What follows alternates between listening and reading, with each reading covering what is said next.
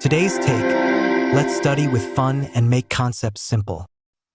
देखिए, आज हम लोग स्टार्ट कर रहे हैं अपना चैप्टर क्लास 7 का एनवायरनमेंट। तो सबसे पहली बात आती है कि एनवायरनमेंट होता क्या है? Environment is our basic life support system. It provides the air we breathe, the water we drink and the food we eat and the land where we live. Environment क्या है? एनवायरनमेंट हम लोगों को basic supports provide करता है, जिन पे हम अपनी लाइफ को जीते हैं, जो कि जिससे हम ब्रीथ करते हैं, साँस लेते हैं। जो खाना हम खाते हैं, वो भी हमें एनवायरनमेंट से मिलता है। जिस लैंड पे हम रहते हैं, वो भी हमें एनवायरनमेंट से मिलता है। How do humans being modify this natural environment? अब वो क्वेश्चन इसमें पूछ रहा है कि ह्यूमन्स बीइंग ने इस एनवायरनमेंट को कैसे मॉडिफाई कर दिया है। तो कैसे मॉडिफाई कर दिया है? जो कार्स हैं वो एयर को पॉल्यूट कर रही हैं। जो वाटर हैं उनको जो वाटर है वो कलेक्ट हो गए हैं, कलेक्टेड पॉट्स में कलेक्टेड हैं। जो फूड है वो वेसल्स में सर्व्ड किया जा रहा है। जो लैंड है उसको फैक्ट्रीज बनाने के लिए यूज़ किया जा रहा है। और जो ह्यूमन बीइंग्स हैं वो कार का मैन्युफैक्चरिंग कर रहे हैं, मिल्स का मैन्युफैक्चरिंग कर रहे हैं। And this is how human beings modify the natural environment. इस तरीके से जो ह्यूमन बीइंग्स हैं उन्होंने एनवायरनमेंट को मॉडिफाई कर दिया है। अब इसमें क्या है कि एक बहुत ही आफ्टर अ लॉन्ग वेकेशन जो रवि है वो अपने स्कूल वापस आया है। उसने देखा है कि उसका जो प्लेग्राउंड है था उसके स्कूल के बगल में, वो अब वहाँ पर सब चीज़ें खोद दी गई हैं। तो अब वो देख रहा है कि वहाँ पर कुछ फ्लैट्स कंस्ट्रक्ट किए जाने हैं। तो जो रवि है उसके जो साथ के क्लासमेट्स हैं वो बहुत ही दुखी हैं कि जिस प्लेग्राउंड पे वो अभी तक खेला करते थे, जहाँ पर अभी तक ग्रास उगी रहती थी, जहाँ पर बटरफ्लाइज उड़ा करती थी, अब वो वहाँ पर नहीं खेल पाएँगे। और इसी के साथ-साथ कि उनके जो बाद में फिर उनके जो असेंबली होती है, उसमें उनके प्रिंसिपल उनसे कहते हैं कि see how our environment is changing. देखिए अपना एनवायरनमेंट कैसे चेंज हो रहा है। जिस प्लेग्राउंड पे कल तक आप लोगों के खेलने के लिए बना हुआ था, वो आज वहाँ पर फैक्ट्री सेटअप करी जा रही हैं।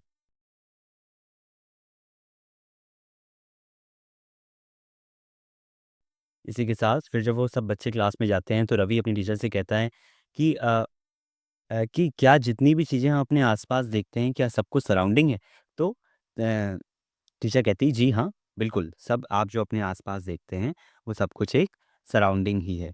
तो रवि जो कहता है कि that means the school building, जो कि स्कूल बिल्डिंग्स हैं, टेबल्स हैं, चेयर रखी है क्लासरूम में, इवन जो बाहर ग्राउंड है और जो रोड है, गार्बेज है और जो मेरे दोस्त हैं, क्या ये हम सब एनवायरनमेंट का ही पार्ट हैं? तो टीचर कहती है, "यस, लेकिन यहाँ पर कुछ ट्विस्ट है कि कुछ चीज़ें यहाँ पर नेचुरली हैं और कुछ चीज़ें यहाँ पर ह्यूमन द्वारा बनाई गई हैं। Others are made by people. For example जैसे कि जो चीज़ें ह्यूमन द्वारा बनाई गई, क्या बनाई गई? जैसे रोड्स जो हैं, वो ह्यूमन्स ने बना दी हैं, जो कार्स हैं, वो ह्यूमन्स ने बना दी हैं, क्लॉथ्स हैं, बुक्स हैं, ये सब ह्यूमन द्वारा बनाई गई है। नाउ अब टीचर कहती है कि आप लोग ऐसा करिए कि आप सब फ्रेंड्स पेयर्स में काम करिए और एक लिस्ट बनाइए, make a list of with your classmates. सब लोग एक साथ एक लिस्ट बनाइए और ये तैयार करिए कि कौन सी चीज़ें नेचर द्वारा थी और कौन सी चीज़ें ह्यूमन बीइंग ने खुद बनाई हैं, यानी कि मैन मेड हैं। तो यहाँ पर ये जो रवि हैं, परमजीत हैं, जैसी हैं, मुस्तफ़ा हैं और आशा हैं, बहुत ही एक्साइटेड हो जाते हैं और सभी एक लिस्ट बनाने को तैयार हैं। तभी उसमें से इकबाल कहता है कि अगर क्या हमारा एनवायरनमेंट सिर्फ हमारी नीड्स की वजह से चेंज हो रहा है? तो वो कहते हैं दे आर इंक्रीजिंग, जो कि जो हमारी नीड्स हैं वो दिन पर दिन बढ़ रही हैं। इसी वजह से जो हमारा एनवायरनमेंट है वो इतनी तेज़ी से मॉडिफ़ाई हो रहा है, इतनी तेज़ी से डिस्ट्रॉय कर रहे हैं हम लोग अपनी सराउंडिंग्स को। तो टीचर कहता है हाँ, आप ऐसा हम लोगों की नीड्स की वजह से ही हो रहा है। अब यहाँ पर ये चार्ट बना हुआ है तो इसमें देखिए नेचुरल चीज़ें लिखी हुई हैं, जैसे कि एयर हो गया, वाटर हो गया, लैंड हो गया, लिविंग थिंग्स हो गई। अब ये जो वाटर और लैंड है, ये दोनों मिलके क्या बनाते हैं? बायोस्फीयर बनाते हैं, ठीक है? और ह्यूमन मेड्स क्या हैं? ह्यूमन मेड्स जैसे बिल्डिंग है, पार्क्स हैं, ब्रिजेस हैं, रोड्स हैं, इंडस्ट्रीज़ हैं, माउंटेन्स हैं, ये सब क्या है? ये ह्यूमन मेड है। ह्यूमन मेड अब कुछ चीज़ें होती हैं जो टेंजिबल होती हैं और नॉन टेंजिबल होती हैं। टेंजिबल मतलब जिनको आप छू सकते हैं, जैसे बिल्डिंग्स बनी हुई हैं, इंडस्ट्रीज़ बनी हुई हैं, मॉन्यूमेंट्स बने हुए हैं, रोड्स बनी हुई हैं, तो इनको आप छू सकते हैं। और कुछ चीज़ें ह्यूमन द्वारा ऐसी बनाई गई हैं, जिन्हें आप छू नहीं सकते, वो इनटेंजिबल है। जैसे कि आपके फैमिली हो गई, फैमिली में जो रिश्ते बने हुए, रिलेशंस बने हुए हैं, उन्हें आप छू नहीं सकते। जैसे आपने एक अपनी कम्युनिटी बना दी, ओल्ड लोगों का अलग ग्रुप्स बने हुए हैं, यंग लोगों के अलग ग्रुप्स बने हुए हैं। तो ये कम्युनिटीज़ भी जो हैं, ये भी हमारे ह्यूमन मेड हैं। जैसे कि रिलीजन हो गया, अलग-अलग रिलीजन्स चल रहे हैं, ये सब ह्यूमन मेड हैं। एक एजुकेशन जो है आप पढ़ रहे हैं, जो भाषाएँ बनी हुई हैं, ये सब एक तरीके से एनवायरनमेंट का ही पार्ट है और ये सब ह्यूमन मेड है। जैसे पॉलिटिकल कंडीशंस बन गई कि अब कौन जीतेगा इलेक्शन, कौन जीतेगा, कौन हारेगा, तो ये सब ह्यूमन मेड है। एक तरीके से ये सब एनवायरनमेंट का ही पार्ट्स हैं। अब यहाँ पर आता है कि बायोटिक क्या होता है और एबायोटिक क्या होता है। तो बायोटिक जो लिविंग जहाँ पर लिविंग ऑर्गेनिम्स की बात करी जाती है, जो चीज़ें जीवित हैं, वो बायोटिक होती हैं, जैसे कि प्लांट्स हो गए, एनिमल्स हो गए। और जो चीज़ें लिविंग नहीं है, नॉन लिविंग है, वो एबायोटिक होती है, जैसे कि लैंड हो गया। अब यहाँ पे लिखा है फ्रॉम द अबव कन्वर्सेशन, जैसे कि आपने ऊपर देखा, जो प्लेस हैं, पर्सन हैं, पीपल हैं, एक साथ जो सब रह रहे हैं, सब मिलके आपका क्या फॉर्म कर रहे हैं, एनवायरनमेंट फॉर्म कर रहे हैं। एनवायरनमेंट बेसिकली क्या है, it is a combination of natural and human made phenomenas. Okay, इसी में बायोटिक और एबायोटिक कंडीशंस आ जाती हैं, जो कि अर्थ में पहले से थी। कहीं लैंड थे, प्लांट्स थे, एनिमल्स थे। तो ये सब बायोटिक और एबायोटिक चीज़ें पहले से मौजूद थी। अब यहाँ पर लिखा हुआ है कि environment is a French word. Environment जो है एक फ्रेंच वर्ड है, जो कि एनवायरनमेंट से बना हुआ है। इसका मतलब होता है neighbourhood.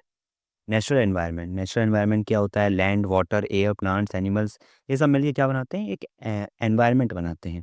You are familiar with the meaning of lithosphere, hydrosphere, atmosphere and biosphere. आपको पता होगा कि लिथोस्फियर क्या होता है, हाइड्रोस्फियर क्या होता है, एटमॉस्फियर क्या होता है और बायोस्फियर क्या होता है, जैसे कि आपने अपनी पिछली क्लासेस में पढ़ा होगा। हाइड्रोस्फियर क्या होता है, जहाँ पर वाटर आ जाता है। एटमॉस्फियर क्या होता है, जो एटमॉस्फेयर बना हुआ है, जिसमें सारी गैसेस मौजूद हैं, है ना? ये सब हमारे ऐसे होते हैं। लिथोस्फियर क्या है?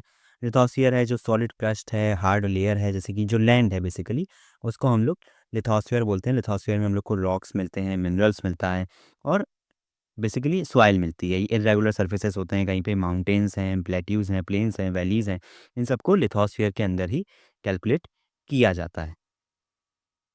लिथोस्फियर में ही आपके फॉरेस्ट आते हैं, ग्रासलैंड्स आते हैं, यहाँ पे जानवर ग्रेजिंग करते हैं, लैंड आती है जहाँ पर हम लोग एग्रीकल्चर करते हैं और बहुत सारी ह्यूमन सेटलमेंट्स भी हम लोग को देखने को मिलते हैं। इसी के साथ में जो लिथोस्फियर है वही मिनरल वेल्थ के भी सोर्सेस हैं। मिनरल वेल्थ जैसे कि जहाँ पर मिनरल्स पाए जाते हैं, जैसे कि छोटा नागपुर प्लेट्यू हो गया हमारा, जैसे कि हमारा झारखंड हो गया, जहाँ पर ज़्यादा से ज़्यादा मिनरल्स पाए जाते हैं। इसके बाद बात आती है कि जो डोमेन वाटर को रेफ़र करता है वो हाइड्रोस्फीयर कहते हैं। हाइड्रोस्फीयर में क्या आता है, रिवर्स हो गई, लेक्स हो गए, सी हो गए, ओशंस हो गए।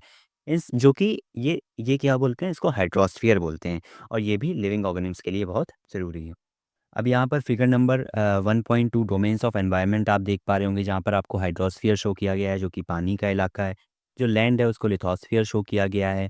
जो आपका स्काई है उसको एटमॉस्फेयर शो किया गया है और इन तीनों को जो कंप्राइज़ कर रहा है, मिला रहा है, उसको बायोस्फीयर शो किया गया है। अब यहाँ पर एक एक्टिविटी दी गई है, where does the water you use in the, मतलब जो आप घर में पानी यूज़ कर रहे हैं, वो कहाँ से आ रहा है और आप दिन भर में पानी का जिस तरीके से यूज़ करते हैं, वो उसकी एक लिस्ट बनाइए और आपने अगर किसी को ये देखा हो कि वो पानी का वेस्ट कर रहा है, तो उसके बारे में बताइए कि वो पानी का वेस्ट कैसे कर रहा था। उसके बाद यहाँ पर एक नीचे एक्टिविटी और दे दी गई है कि जब आप स्कूल आते हैं तो ये ऑब्ज़र्व करिए कि किस दिन जो आपका स्काई था, वो क्लाउडी था, किस दिन रेनी था, किस दिन सनी दिख रहा था, किस दिन आपको फॉगी कंडीशंस दिख रही थी। इसके बाद बात करते हैं कि एटमॉस्फेयर क्या है? एटमॉस्फेयर क्या है? Atmosphere it is a thin layer of the air that surrounds the earth. Atmosphere एक थिन लेयर है एयर की, जो कि अर्थ को सराउंड करती है और जो ग्रेविटेशनल फ़ोर्स है वो एटमॉस्फेयर को होल्ड करे रहती है। अगर ग्रेविटेशनल फ़ोर्स नहीं होगा तो सारी हवाएँ उड़ जाएँगी, जो कि सन की हीट है वो सीधे हम लोगों पे पड़ेगी। तो जो ग्रेविटेशनल फ़ोर्स है तो एटमॉस्फेयर को पकड़ के रखती है, जिससे कि हम लोग सन के स्कॉचिंग हीट से बचे रहते हैं। इट कंसिस्ट ऑफ, जो एटमॉस्फेयर है वहाँ पर बहुत सारी गैसेस हैं, डस्ट है, वाटर वेपर्स हैं। The changes in atmosphere produces, जैसे ही हम लोग के एटमॉस्फेयर में कुछ चेंजेस होता है, वैसे ही हमारे वेदर और क्लाइमेट में भी चेंजेस हो जाते हैं। जैसे ही मॉइस्चर बढ़ता है वैसे ही फॉग ज़्यादा हो जाता है। जैसे ही गर्म हवाएँ चलती हैं तो हमारे यहाँ गर्मी शुरू हो जाती है। इसी तरीके से चीज़ें चेंज होती रहती हैं। जैसे ही एटमॉस्फेयर में क्लाउडी होता है तो हम लोग के यहाँ रेनिंग होने लगती है। इस तरीके से चीज़ें चेंज होने लगती हैं। The plants kingdom together make a biosphere.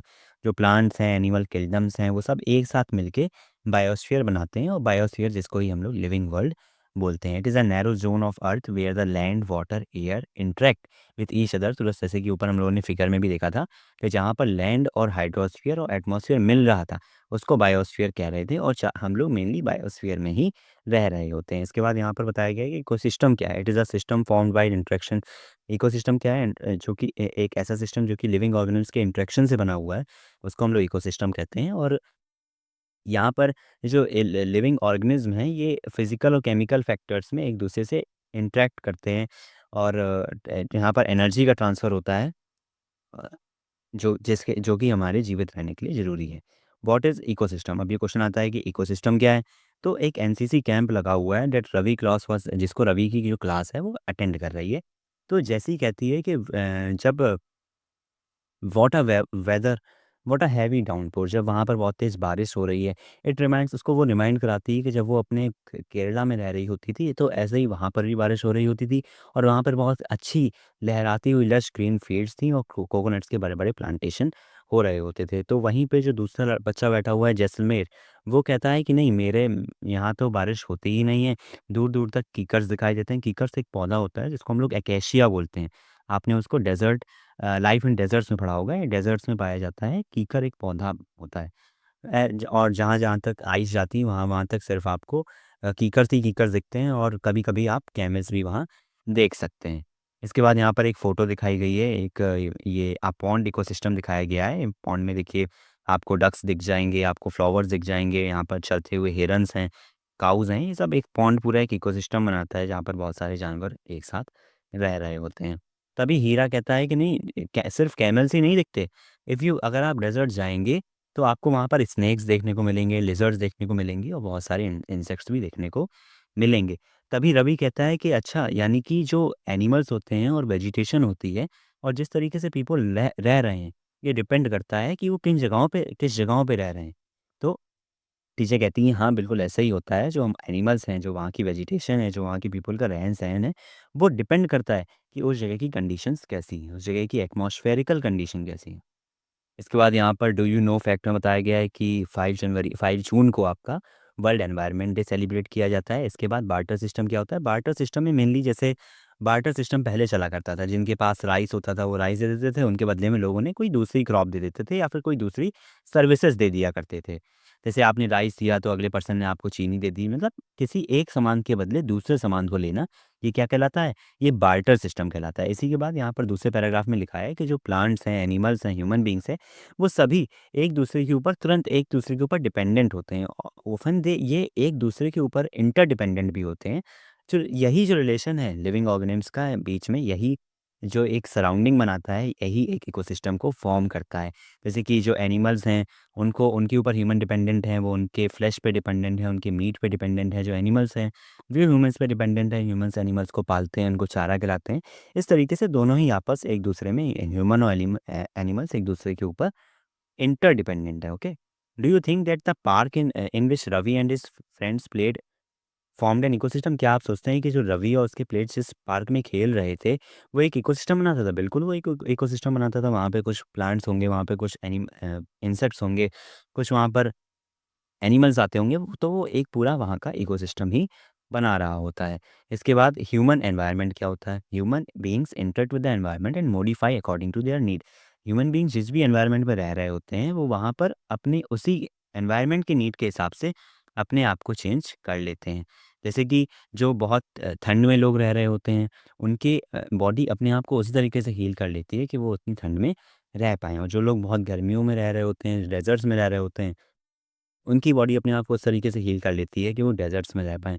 लेकिन ह्यूमन्स तो एनवायरनमेंट के तरह से अपने आप को डील कर लेते हैं, लेकिन ह्यूमन्स जितनी एनवायरनमेंट में पॉल्यूशन कर रहे हैं, उस तरीके से एनवायरनमेंट अपने आप को चेंज इतनी जल्दी नहीं कर पा रहा है, क्योंकि एनवायरनमेंट पे बहुत लोड पड़ रहा है, बहुत ग्रीन हाउस गैसेज़ निकल रही हैं, जो कि इंग्लैंड में आपका जो शुरू हुआ था इंडस्ट्रियलाइज़ेशन, वो आज इंडिया और चाइना में बहुत तेज़ी से बढ़ रहा है। जो ग्रीन हाउस गैसेज़ हैं, वो बहुत तेज़ी से एमिट हो रही हैं, जिसकी वजह से एनवायरनमेंट जो है अपना तेज़ी से बेकार हो रहा है या फिर चेंज हो रहा है। दे लर्न टू जो ह्यूमन्स हैं वो जिस एनवायरनमेंट में रहते हैं वहाँ पे वो नई-नई चीज़ें देख लेते हैं, वो क्रॉप्स उगाना देख लेते हैं, वो वहाँ पर एनिमल्स को डोमेस्टिकेट कर लेते हैं, मतलब उन लोगों को द एनिमल्स को पाल लेते हैं, उनको एक सेटल्ड लाइफ़ अपनी जीने लगते हैं। तो जैसे कि व्हील का ह्यूमन्स ने इन्वेंशन किया, जिससे कि सरप्लस जो फ्लड्स फूड था उनको इधर-उधर ले जा सकें। बार्टर सिस्टम पहचान में आया, जिसके बदले ये लोग अपना कुछ गुड्स देते थे, जिसके बदले उनको दूसरी गुड्स मिल जाया करती थी। ट्रेड स्टार्ट हुआ, जो लोग ठंडी जगहों पे रह रहे थे, वो जो क्रॉप्स ठंडी जगहों पे उग रही थी, वो उनको गर्म जगहें वाले लोगों को दे रहे थे, और जो गर्म जगहों पे चीज़ें उग रही थी, वो लोग उन लोगों को ट्रेड कर रहे थे, जो कि ठंडी जगहों में रह रहे थे। बेसिकली जो चीज़ जिस जगह पे हो रही थी, वो वहाँ से ट्रेड होके दूसरी जगह जाती थी, और जहाँ पे नहीं हो रही थी, वहाँ से खरीद के वो लोग उसको खरीदा करते थे। जैसे कि आज होता है, इंडिया में जो चीज़ बन रही होती है, वो वर्ल्ड में दूसरी जगह जाती है, जो चीज़ इंडिया में नहीं बन सकती, वो हम लोग उसको इम्पोर्ट करते हैं। ट्रांसपोर्टेशन जो था वो बिकम फास्टर, जो ट्रांसपोर्टेशन था वो तेज़ी वो अच्छा हो गया, इंडस्ट्रियल रिवॉल्यूशन बहुत तेज़ी से बढ़ा, है ना? और कम्युनिकेशन कम्युनिकेशन भी बहुत तेज़ हो गया। आज आप बैठे-बैठे विलेज में भी अगर आप बैठे हैं तो आप अमेरिका के किसी भी टाउन के बारे में जान सकते हैं कि वहाँ पर क्या चल रहा है, क्या नहीं चल रहा है। इसके बाद आता है कि have you ever thought why do you love eating a juicy watermelon in summer and hot roasted peanuts in winter? क्या आपने कभी सोचा है कि आप जब समर हो रही होती है तो आपको एक वाटरमेलन चाहिए होता है, और जब सर्दियाँ पड़ रही होती हैं तब आपको रोस्टेड पीनट्स खाने का मन होता है, तो ऐसा क्यों होता है? ऐसा इसलिए होता है क्योंकि एक परफेक्ट बैलेंस लाइफ आपको जीनी नेसेसरी है, और इसके बारे में आप देखिएगा ये आपको एक एक्टिविटी के फॉर्म में भी दिया गया है। तभी वहाँ पर जो एनसीसी कैंप लगा हुआ है अब यहाँ पर, तो जो न्यूरी वहाँ बैठी हुई है वो मिज़ोरम से है, तो वो सबको इन्विटेशन करती है कि आपके यहाँ का तो जो हम लोग के यहाँ का जो ये प्लेग्राउंड है यहाँ पर तो फ्लैट्स बन रहे हैं। तो आप ऐसा करिएगा कि जब वैकेशन होगी तो आप सभी लोग मेरे मिज़ोरम आइएगा, वहाँ पर जो लश ग्रीन सराउंडिंग्स बहुत दूर-दूर तक आप देखेंगे तो बहुत अच्छी हरियाली है, वहाँ पर बारिश भी अच्छी खासी होती है। तो आप मेरे घर आइएगा जब वैकेशन होगी। तो रवि की टीचर स्टूडेंट से कहती है कि हाँ, ठीक है, आप लोग जब वहाँ जाएँ तो आप वहाँ के लैंडस्केप के बारे में ड्रॉ करिएगा, वहाँ के हाउसेस के बारे में जानिएगा, वहाँ पे लोगों से मिलिएगा, देखिएगा वो लोग कैसे रहते हैं, किस तरीके से वो लोग वहाँ पर अपना रहन-सहन कर रहे होते हैं। इसके बाद आप यहाँ पर देखेंगे तो एक एक्टिविटी दे रखी है, इसमें कहा गया है कि आप अपने एडल्ट पर्सन से, जो आपके यहाँ एल्डरली लोग रह रहे हैं, आपके यहाँ दादी-बाबा लोग रह रहे हैं, और भी जो आपके बड़े लोग रह रहे हैं, आप जाके उनसे बात करिए और इन्फॉर्मेशन कलेक्ट करिए कि जो ट्रीज़ हैं, उन आप लोगों के नेबरहुड में ये उनके मतलब जब वो आपके एज के थे, तो उनके समय में जो आपके सराउंडिंग है वहाँ पर कौन से पेड़-पौधे हुआ करते थे, कौन से वो लोग गेम अपने घर के अंदर खेला करते थे, उनके फेमस फ्रूट्स क्या थे, जिन जो उनके फेवरेट फ्रूट्स थे उस समय, कौन से फ्रूट्स जो थे वो बहुत फेमस हुआ करते थे, या फिर जो फ्रूट्स उनको बहुत अच्छे लगते थे, है ना? How did they make themselves उस समय वो अपने आप को कैसे कंफर्टेबल महसूस करते थे गर्मियों में, सर्दियों में। अब तो बहुत सारी चीज़ें हैं, आपके पास रूम हीटर्स हैं, आपके पास ब्लैंकेट्स हैं, आपके पास बहुत चीज़ें हैं। उस समय लोग कैसे अपने आप को लाइवलीहुड अपनी चला रहे होते थे, ये एक एक्टिविटी है जो कि आप कर सकते हैं। इसी के साथ that's it's for today. Please like and subscribe to the channel.